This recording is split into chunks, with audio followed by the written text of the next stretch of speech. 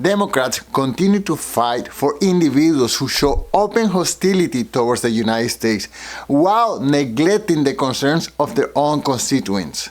That is why, despite a chaotic presidency of Donald Trump, the approval ratings of the Democratic Party is lower than ever. Let's take a listen to this CNN reporter. Holy Toledo. Voters' views of the Democrats in Congress among all voters disapprove 68%. And look at the approved number, just 21%, even lower than the Democratic Party at large. This is the lowest on record for Democrats, according to Quinnipiac University polling. You think these numbers are bad? Let's go to this side of the screen. We'll look how Democratic voters feel. Get this. The plurality of Democratic voters disapprove of Democrats in Congress at 49%, and just 40% approve. Horrible, horrible, horrible. Oh my goodness gracious, you just can't get worse than these numbers.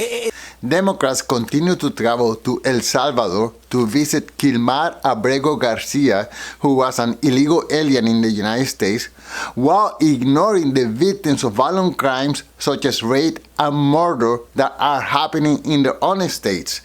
So the citizens, regular everyday individuals, they are saying, hey, what about us? We are legal citizens of your state and you are completely ignoring us to spend time in El Salvador visiting Mr. Kilmar Abrego Garcia. How is that fair?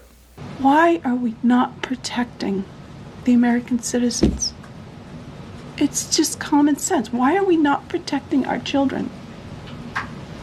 And to have a senator from Maryland who didn't even acknowledge or barely acknowledged my daughter and the brutal death that she endured, leaving her 5 children without a mother and now a grandbaby without a grandmother, so that he can use my taxpayer money to fly to El Salvador to bring back someone that's not even an American citizen.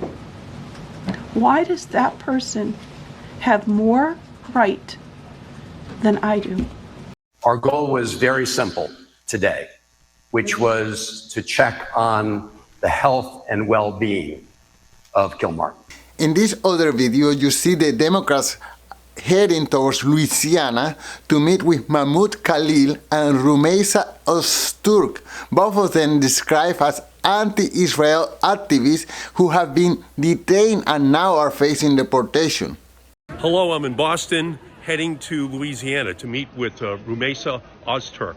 I'm just here to conduct oversight, to see it for myself in real time exactly what the hell is going on here, and exactly why Rumeisa Öztürk and Mahmoud Khalil and others are here. It is difficult for me to understand why the Democratic Party is choosing to invest so much time and energy into causes that seem to alienate most Americans. I know that they are seeking for public attention. They see their party as in crisis. They see the ratings going down and they just want to do something. But with these actions, they appear more concerned about undocumented immigrants and radical protesters than about the needs and safety of their own citizens. This growing disconnect may explain why so many Americans feel left behind by the Democratic Party.